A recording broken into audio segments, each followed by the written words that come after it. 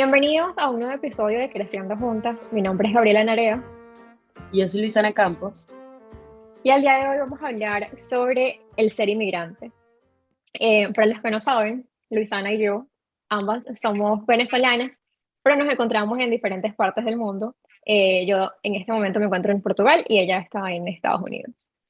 Eh, y creo que, al igual que nosotras, muchísimos venezolanos y de otras nacionalidades han tenido que salir de sus países, ya sea por elección, por una nueva oportunidad o por eso, buscar nuevas oportunidades o mejores opciones que las que pueden encontrar en su propio país. Y aunque es algo que yo creo que sobre todo los venezolanos lo hemos romantizado muchísimo, lo romantizamos muchísimo durante mucho tiempo, eh, aún así tiene como ciertos aspectos que son duros y que uno no los considera hasta que ya se encuentra ahí montado. Hasta Sí, que uno no emigra es que las empieza a ver y dice, ah, ok, no es tan fácil como yo me imaginé que era. no es tan bonito como me lo pintaron. Sí, sí, no es tan bonito como me lo pintaron. Eh, Esto, dentro de la psicología, se denomina como el síndrome de Ulises, que es el estrés límite del inmigrante. Este síndrome está compuesto por desde depresión hasta, como su nombre lo dice, presencia de estrés en una manera muy significativa, en la forma en la que te afecta en tu día a día. Yo creo que es muy importante que hablemos de esto porque es la única forma, como lo hemos dicho en otras ocasiones, de sanar. Y creo que, como tú bien dices, hasta que no lo vives, no te das cuenta que realmente estás dentro de un ciclo totalmente negativo que no te hace nada bien. En mi caso, fue mucho tiempo después o muchos meses después que de repente tienes una tristeza tan grande, profunda, que no le encuentras ni sentido. Dices, ok, pero tengo todo, tengo comida, tengo agua, tengo todas mis necesidades básicas están cubiertas, pero sigo estando triste. Y es como que no sabes por qué, como que hay algo que falta, sientes que extrañas algo que como nosotros ya lo hemos hablado en otras ocasiones, extrañamos algo que ni siquiera está ahí.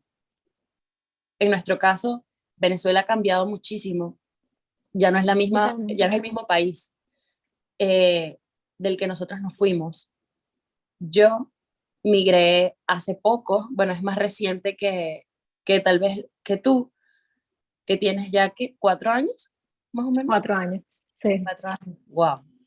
Hace 4 años no nos vemos en persona y no nos damos un abrazo. Y yo creo que eso también es una de las cosas que uno llega a extrañar mucho, esas amistades, esos momentos, esos instantes con personas especiales. Y creo que te lleva a aislarte también, porque no, o sea, son tantas cosas que cambian en ti, en tu día a día. Es un cambio tan drástico que, por lo menos aquí en Estados Unidos, que todo es trabajar, trabajas, duermes, trabajas, duermes, trabajas, duermes, y el tiempo que compartes con personas es muy poco. Y en nuestro país eso es totalmente diferente, porque tú todo el día estás o vas a casa de la abuela, o vas a casa de un amigo, o vas a casa de un familiar, o alguien te va a visitar, o el vecino te habla. Entonces estás como constantemente lleno de personas. Sí, somos Y personas que interactuamos muchísimo y pasar de eso a una cultura en donde eh, sí son buenas personas y sí, sobre todo si, bueno, creo que si vives en lugares, comunidades pequeñas, a veces encuentras como personas que sí, son más extrovertidas y que interactúan más contigo, pero es completamente diferente. Y de hecho, se dice que existen 7 duelos dentro de la inmigración. Y estos son la familia y los amigos, la lengua, la cultura, que serían todas estas costumbres y valores, en este sí, caso el de el ser personas de interacción, La tierra, que es los paisajes, el calorcito, ¿sabes? Todas esas cosas, los Mi olores. clima, mi calorcito. Y yo que estoy en Total. Estados Unidos y estoy en Minnesota, que es uno de los estados, yo creo que el más frío, con el invierno más largo, que a mí sí me afecta mucho eso. Sí. Además de eso, también está el contacto con el grupo o el sentido de pertenencia. Obviamente, en el momento en el que emigras, primero pierdes muchísimas personas con las que estás en contacto y te encuentras de un día a otro, porque es algo abrupto, eh, en un nuevo sitio en donde tienes que adaptarte de repente, como es en tu caso, a la lengua, a la cultura, te tienes que adaptar al clima, te tienes que adaptar al no estar cerca de tus familiares ni de tus amigos, a que es una tierra y un paisaje diferente, y además te tienes que adaptar a que no tienes como personas ni un grupo cercano, ya no formas parte de a las personas que estudiaron contigo, a tus amigos de toda la vida, ya no formas parte de ninguno de esos grupos, y además de eso, si dependiendo del país en donde migres y de tu raza o condición, desafortunadamente existen mucho racismo. Entonces, de repente te sientes rechazado. No solamente que no estás con tus amigos, sino que ahora también te sientes que no deberías de estar ahí. Sientes que hay personas que rechazan el hecho de que tú estés ahí simplemente porque tú eres De de otro este lugar. sitio o sí. Y por último está el duelo por los riesgos a la integridad física, que es al no conseguir un buen trabajo, de repente a vivir en un sitio de menor clase social porque obviamente al emigrar tienes que bajar un poco el estatus y todas estas cosas. Wow, eso creo que también es súper importante. Yo aquí he logrado conocer a muchos venezolanos y, y yo creo que es una de las cosas más difíciles, como recordar cómo en tu país luchaste, trabajaste, hiciste todo lo posible por comprarte una casa, un carro, eh, toda tu decoración, te acuerdas de la nevera, del microondas, de la gaveta, todas esas cosas que tú con esfuerzo lograste obtener y llegar a otro país y empezar totalmente de cero y tener que, sabes, granito por granito, hacer como un sacrificio para comprar una cosita.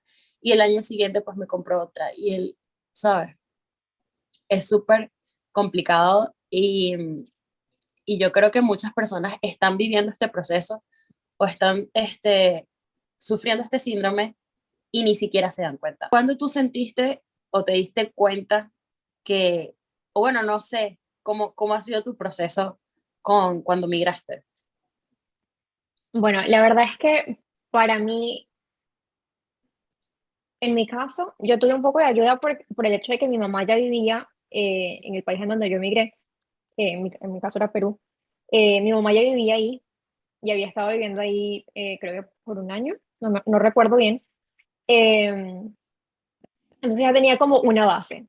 Adicionalmente a eso, pocos meses, como 2 meses más o menos, después de que yo emigró otra parte de mi familia también allá a Perú. Entonces yo tenía como, estaba un poquito más resguardada.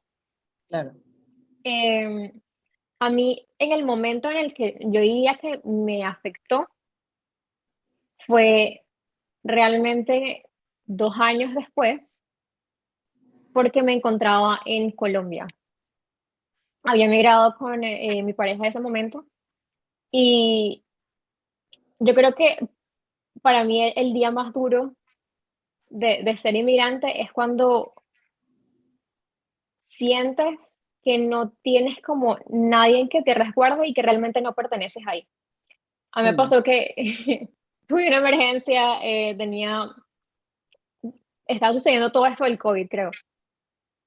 Tuve una emergencia, tenía que ir a un hospital y entonces como que nadie me entendía, nadie quería como atenderme, yo no sabía dónde ir porque obviamente estás en un sitio nuevo. claro, no conoces. Eh, sí, y entonces es como todo el mundo estaba como enfocado en sus propias cosas y es como, ah, yo voy a pagar la consulta, voy a hacer todo, pero ¿a dónde tengo que ir, sabes? Y es como que a nadie realmente le importa porque eres un inmigrante más. Y sobre Ujú. todo, en mi caso, es porque soy venezolana y como todos sabemos, en Colombia existe muchos venezolanos que han estado, que viven de forma permanente ahí y muchos de ellos ilegales. Y entonces existe, aunque no voy a decir por parte de todos, porque obviamente estaría mal, sí que hay en cierto nivel un poco de desagrado o rechazo hacia los Es venezolanos xenofobia. ahora. Sí, Sí, hay un poco de xenofobia. es una realidad y yo creo que es una realidad que vivimos yo creo que todos los países. El venezolano se dio cuenta de que, bueno, de que es algo que sucede. Hay muchos migrantes que tal vez lo han vivido durante mucho tiempo, pero como a nosotros nunca nos había tocado migrar de manera tan abrupta, ya era una necesidad de casi sobrevivencia salir de allá porque, eh, bueno, las razones son infinitas, pero desde que se iba la luz, días y cosas como básicas de derechos humanos básicos se perdieron y creo que las personas que hacen estos actos de xenofobia pues no tienen esa empatía porque no se dan cuenta de realmente lo que uno le tocó sufrir para llegar ahí y que no fue una decisión um, tomada desde, no, es que quiero, ¿sabes? No sé, ¿sabes? Saliste de allá porque ya no había forma de que estuvieses allá. Sí, sí. Em, pero sí, son procesos complicados y muy personales que le toca vivir a cada. Es importante darse cuenta de estos puntos y más cuáles son estos elementos desencadenantes que te llevan a. eh, yo creo que tú los tienes más claros y los puedes puntualizar, pero definitivamente creo que lleno todas las checks. Es muy importante tenerlos siempre en cuenta y no para usarlos como una excusa de, bueno, es que me siento Claro. mal por esto y ya está, sino como una herramienta de crecimiento. Es como, me hace reflexionar, me hace notar que sí está sucediendo algo, pero que es algo normal, que es algo que le ha pasado a otras personas y que hay una forma de salir. Los elementos desencadenantes para el síndrome de Ulises o el estrés límite de inmigrantes son la soledad, que es provocada por estar en un país nuevo, en un lugar nuevo, el duelo por fracaso de proyectos. Yo creo que a muchos nos ha pasado que en el momento en el que emigramos, obviamente encontramos un trabajo y estamos ahí, pero siempre estamos como al principio buscando qué hacer, qué más puedo hacer, qué más puedo hacer para no quedarme con este trabajo. Y como cualquier emprendedor, tenemos que tener en cuenta que no todos los proyectos funcionan. Y creo que eso es una lección muy difícil. Sí, Pero sí, hay que tener en cuenta que no todos los proyectos funcionan y eso es algo que cuando estamos en esa situación de que estamos en un país nuevo, sin apoyo, sin familia, y añadimos al que teníamos esperanza de sacar como esta nueva cosa nuestra y que eso al final se vea mal frustrado, o, sí, como o que no, sí, no lo logras. sí, Genera más tensión. sí, es como la gota que derrama el vaso y entonces obviamente te sientes peor. Mira, a mí, yo creo que ese punto ha sido uno de los que más me ha afectado. Primero porque ya desde Venezuela, o sea, ya venía arrastrando como un proyecto fracasado, porque allá ya yo tenía mi agencia de marketing, tenía clientes, ya tenía como mi camino, ya me sentía, ¿sabes? Como que empoderada con mi carrera, con lo que sé hacer. Y pues llegué aquí y obviamente todo eso se tuvo que desvanecer. Y empezar de cero ha sido súper complicado. Me ha tocado, o sea, he querido crear otras cosas que estén un poquito ligadas a eso y otra vez es como que es un sub y baja. Y te das con una pared y entonces ahí como que otra vez viene ese sentimiento de ya va, yo como que sientes que no perteneces, como que te sientes que desilusionada, como sin esperanza y otra vez como que tienes que reconocer ya va, esto es normal, esto me está pasando por esto, tengo que volver a agarrar mi camino y seguir intentando. Sí, sí, pero se dice fácil, pero no, Ay, no es quiero tan fácil hacerlo. a la hora de la práctica. Pero aún Sí. así, es uno de esos retos que son como ricos, porque digo que son ricos porque en el momento en el que lo superas, en el que te vuelves a sentir bien y que que sobrepasas todo eso y ves hacia atrás, te das cuenta de que, oh, esa caída valía la pena porque pude encontrar esta nueva oportunidad. Eh, Totalmente. Otra de los elementos desencadenantes eh, son la lucha por la supervivencia, que es sobre todo, que esto se ve sobre todo en el caso de los venezolanos, porque muchos de nosotros emigramos teniendo alguna casa o carro o estando como en una zona a veces segura, Sí, porque aunque no hubiese sido fácil, sí que era algo seguro, eh, a estar en la incertidumbre, en donde tenemos que pagar gran parte de nuestro primer sueldo en alquiler o gastar en alimentos y en algunos países es como muy, muy caro. muy caro. Eh, Los servicios, yo entonces, creo que a nosotros nos afectó mucho el darnos cuenta de que aquí se pagan los servicios. En Venezuela no, y pues bueno, eso tiene mucho sentido porque no sirven para nada, porque no se claro, pagan, y o lo que se paga es muy poco. Entonces es un choque.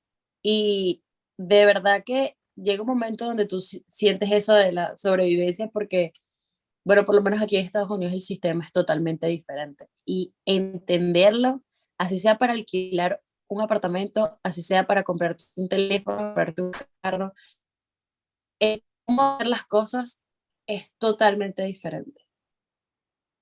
ya va, te empezaste a entrecortar, entonces repite la última parte de cuando estabas hablando sobre lo del pago de teléfonos y carros y cosas así. Ok, hasta pagar un teléfono, un carro, es totalmente diferente.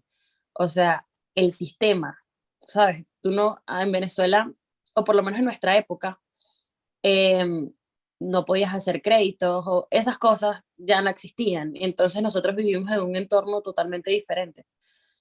Y aquí, pues, hay más posibilidades, sí las hay muchas opciones para hacer las cosas, pero uno como inmigrante desconoce de tanto, desconoce hasta para ir a disfrutar, para ir a hacer turismo. Entonces, uno se queda encerrado como en su casa, sin Sí. hacer nada, no conoce. Entonces, se vuelve complicado. Sí, totalmente. Y por último, el último desencadenante de esto es el miedo al peligro físico relacionado con todos los viajes, relacionado con todo lo del viaje. Eh, Sobre todo yo creo que se aplica muchísimo a los venezolanos que han viajado por carretera. Eh, Sí, sí que se escuchan muchísimas historias, sobre todo en mi caso que yo estaba en Perú y escuché muchos venezolanos que tuvieron que viajar de esa manera por carretera y muchos de ellos ilegales. Eh, de todas las cosas que suceden. Entonces, que si tienes que pagarle a alguien para poder pasar, que si tienes que pagarle al militar, que si tienes que pagarle al policía, que si tienes que pagarle al tipo de inmigración para que te deje pasar, que si no sabes quién es la persona que tienes al lado en el autobús, que tú piensas que es una persona buena, pero realmente te quiere hacer daño. Sobre todo en las mujeres, que hay tantas mafias y tantas redes de prostitución, de tráfico de humanos. O sea, hay muchas cosas feas puedes correr que riesgo. aunque sí, que aunque las queremos ignorar y que queremos decir que no existen, porque no es políticamente correcto, sí que existen y están allá afuera y están más cerca de lo que nosotros pensamos. Y es un riesgo que, que vivimos más nosotros los inmigrantes, porque desconocemos de todo lo que sucede en el país al que estamos llegando o de todo este trayecto el que estamos haciendo. O sea, es todo muy desconocido, entonces no sabemos cómo se está moviendo ese país por el que estamos transitando o al que estamos llegando. Aquí yo me ha tocado ver muchísimo o escuchar, igual que tú, muchas historias de personas y aquí que han pasado de México a Estados Unidos de manera ilegal y wow, o sea, lo que provoca es sentarse a llorar nada más escuchando las historias. Bueno, y en las noticias, pues verlas también son súper desgarradoras, niños que han muerto, familias que han sufrido muchísimo porque tienen, el camino es horrible, es súper peligroso, da miedo, porque como tú dices, las mafias, eh, como le llaman los coyotes, Ujú. todo eso es súper peligroso, tienen que pasar por un río, el río se vuelve muy alto y es súper difícil pasar, la marea los mueve, es súper doloroso y yo creo que las personas que viven eso, pues el proceso de ellos es mucho más difícil. No es igual tal vez que uno tuvo mucho más privilegios porque tuvimos a dónde llegar, Sí, tuvimos la oportunidad de venir en avión. Creo que hay muchas historias de inmigrantes. No digo que la de nosotros no haya sido difícil, porque lo fue, este, pero creo que cada historia individual necesita ser como trabajada por la persona y yo creo que reconocerlo, hablarlo eh, y tratarlo con un profesional, yo creo que el venezolano tiene muchos tabú sobre la la psicología, salud mental. la salud Sí, mental, cree que el que va al psicólogo es porque está loco y no se da cuenta de estos detalles. Y estos detalles que te perjudican en tu día a día, te perjudican en tu familia. Ay, porque esa persona siempre está amargada o esa persona no quiere hablar con nadie. ¿Sabes? Hay ¿qué muchas hay detrás razones de eso? que hay dentro y que la persona ni siquiera se ha dado cuenta y que no las quiere trabajar porque no se da Ujú. cuenta que están ahí. Entonces, yo creo que eso es vital para que tú puedas ser feliz y te puedas acoplar al entorno en el donde estás, en el país nuevo al que llegaste. Yo creo que Totalmente. obligarnos un poquito. Y yo creo que tú siempre lo dices, ay, busca personas de tu edad, trata de hablar con más personas. Y es que uno se encierra, uno dice, es que no tengo cómo, no sé cómo hacerlo, ¿sabes? Porque Sí, sí, para no, nosotros es muy diferente el comunicarnos, cómo nos decimos las cosas. sí. No, y a ver, yo sí que te lo digo y ahí vuelve de nuevo lo que es muy fácil hablar, pero muy, muy difícil aplicarlo. Eh, en mi caso, y yo siempre me expuso en esto, y es que por lo menos en este último año yo he estado simplemente viajando muchísimo, en, al punto de que yo no tengo ni siquiera como una casa fija en este momento. Eh, y qué difícil es hacer amigas. O sea, yo creo que uno, o por lo menos yo creo que yo lo he no, yo creo que yo lo he subestimado muchísimos Ujú. años de mi vida. Y sobre todo porque, a ver, es que tú y yo vivíamos no muy lejos, nos veíamos demasiado, teníamos demasiada interacción. Entonces, nunca necesité como buscar más amigas, sobre todo si en la universidad y cosas así. O sea, sí que tenía mi grupo de ahí, pero era como, ok, mis amigas del colegio, tú y Oriana. Y en el momento en el que migras, te das cuenta de lo difícil que es hacer amigos. Y ahorita en este momento Es una locura. ajá, que estoy como viajando y moviéndome a cada rato, qué complicado. O sea, yo propongo, tengo una propuesta y una idea millonaria que por favor, si alguien que escucha esto es desarrollador o algo así, por favor creen algo como Tinder, pero solo para amigas. O sea, Sí. por favor, no saben lo mucho que yo se los agradecería. No, mire, yo, tal vez existe y no lo conocemos, pero es que es raro. Es raro sentirse así como que no sabes y ya tienes una edad, o sea, ya que es raro acercarte a alguien y decirle, bueno, ¿quieres ser mi amiga? ¿Quieres ser mi amiga? ¿Sabes? Podemos ser amigos porque de verdad estoy sola. Nos da como más timidez y no es como en la infancia que uno se te acercaba más fácilmente. Sí, Y sí, nosotras estábamos totalmente en un lugar muy cómodo de nuestra amistad, donde siempre dijimos como que, oye, ¿para qué? Yo también fue así, mi situación fue igual. Nunca necesité buscar más personas y con mi grupito pues era totalmente feliz. Y cuando eso se separó, pues fue, ay no, la locura de verdad sí. que no, voy a llorar. Ahora, cambiando de tema abruptamente Cambiando para de evitar el tema, llanto. porque Los síntomas más frecuentes de este síndrome. Tenemos la tristeza, que se puede transformar en depresión. cuadro depresivo. El llanto, llanto incontrolado, yo lo viví, no sé si tú lo viviste, Y a veces sin llorar por sentido, todo y como, por nada, sí. Pero ¿por qué estoy, hago aquí? ¿Qué hago aquí? no, sentado en el mueble viendo televisión y empiezo a llorar. ¿Pero qué me está pasando? No sé, Sí. no sé. También está la culpa que se expresa de una forma menor, pero sobre todo en relación al sentirse mal porque te sientes mal, al sentirse culpable porque te sientes mal. Es Claro, como, o sea, reconoces todo el esfuerzo que te tomó a ti y en, no sé, tu familia o quien sea que te apoyó para salir, eh, reconoces todo ese esfuerzo y te sientes mal porque sientes que estás desaprovechando esa oportunidad por el hecho de sí, que estás triste. Y claro, entonces y es que como, "Ay, pero es que no debería estar triste, ¿sabes? Tengo toda esta oportunidad y sé que hay tantas personas en Venezuela que están sufriendo, y yo quisieras estoy aquí, estar tengo aquí. trabajo, tengo casa". Y es Ujú. como, Sí, es como que te ves en un punto de privilegio y dices, no, no debería estar triste, pero sí. lo estás. Es una realidad, es una realidad. Dentro de los síntomas más graves tenemos lo de las ideas de muerte. A veces cuando esto se vuelve de una forma muy incontrolable, muy pesada para la persona que lo sufre, pueden llegar las ideas de suicidio, por el no saber manejar la situación, el no saber cómo mejorarla y no verle salida a todo lo que se está viviendo. También tenemos la preocupación y los pensamientos intrusivos, la irritabilidad, muchísimo. A mí eso me afectó bastante por un tiempo.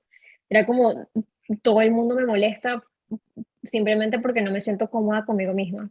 Sí, a mí también, me afectó mucho.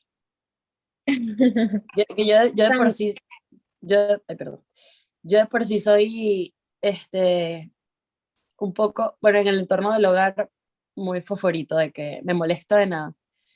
Pero sí, cuando llegué aquí, tuve una etapa de calma y después fue como, no quiero que nadie me hable, literal, el sonido me molesta, o sea, todo me molestaba, absolutamente las cosas más tontas me molestaban. Y después me di cuenta que era por eso. Y ayudó mucho. No, no digo que se me quitó por completo, pero ayudó mucho a reconocerlo y trabajarlo. sí, sobre todo la parte de trabajarlo. Por último tenemos el insomnio. A mí me dio mucho, pero sobre todo por el pensar en, ok, pero ¿cómo puedo mejorar esta situación? ¿Qué más puedo hacer? ¿Cómo puedo progresar? ¿A dónde puedo ir? ¿Me debería mudar? ¿No me debería mudar? Como todos estos Sí, pensamientos me daban como mucho insomnio. Cefaleas o dolores de cabeza, sobre todo por esto de que te sientes mal y que tienes muchos pensamientos, muchas cosas y tu cerebro está trabajando 24/7. Y por último, la fatiga, que se encuentra ligada a la falta de motivación, es por el no saber qué estás haciendo ni cuál es el propósito de por qué estás ahí. Pero en fin, estos son los síntomas más importantes. Volvemos a recordar, por favor, si sientes que de alguna forma puedes estar sufriendo esto, busca ayuda.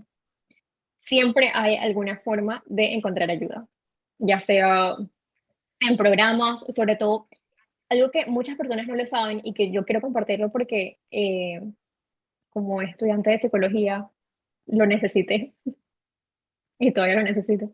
Es que si no tienes recursos para buscar ayuda, ayuda psicológica, para pagar la ayuda psicológica, dirígete a las universidades donde den psicología y los estudiantes de psicología de los últimos semestres siempre necesitan participantes o no participantes, necesitan pacientes para realizar prácticas. Entonces, si sientes que necesitas ayuda, no lo puedes costear, ve a un centro de psicología y puedes encontrar estudiantes que estén buscando pacientes.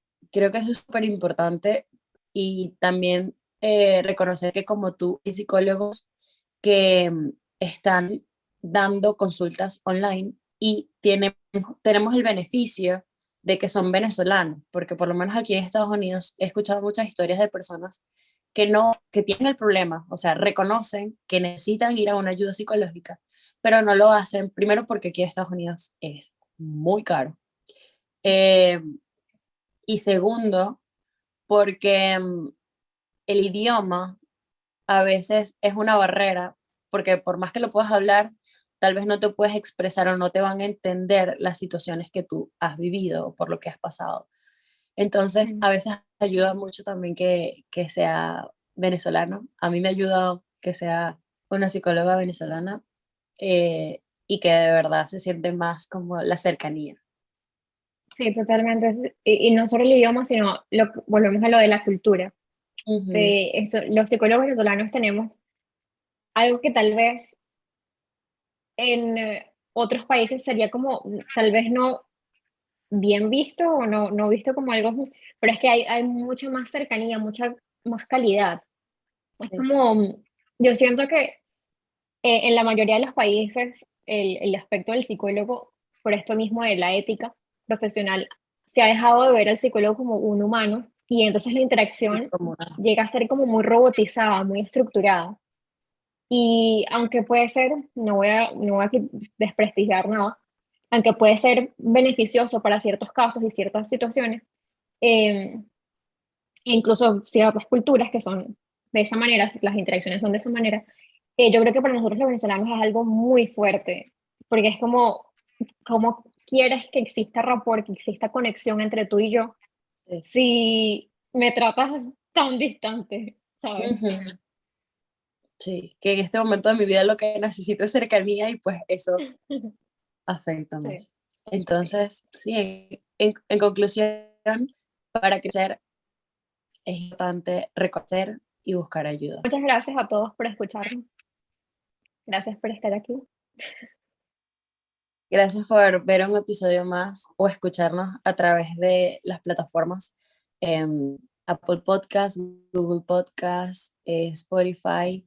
Recuerden que para nosotros es súper importante que se suscriban, les gusta, comenten e interactúen lo más posible también a través de nuestras redes sociales para así poder seguir creando estos espacios, y esperemos que en otras ediciones tengamos invitados, expertos en diferentes áreas que también puedan hablar de estos temas. Así que si tienen algún tema que quieran introducir, que quieran que hablemos, recuerden dejarlo en los comentarios.